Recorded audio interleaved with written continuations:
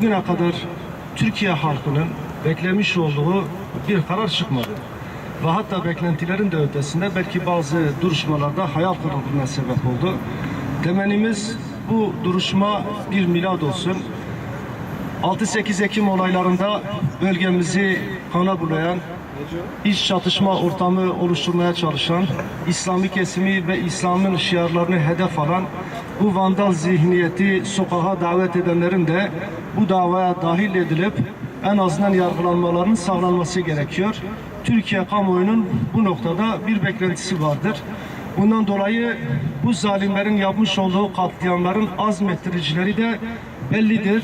Bunlar medya önünde açık bir şekilde bu canileri, bu barbarları sokağa davet etmişlerdir ve topyekün de halkımızın malına ve canına kastetmişlerdir.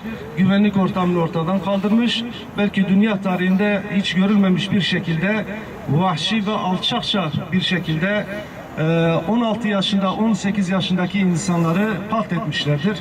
Bu zalimler mahkemeye çıktığı zaman İnşallah gerekli hak ettikleri cezayı alacaklardır. Buna inancımız tam.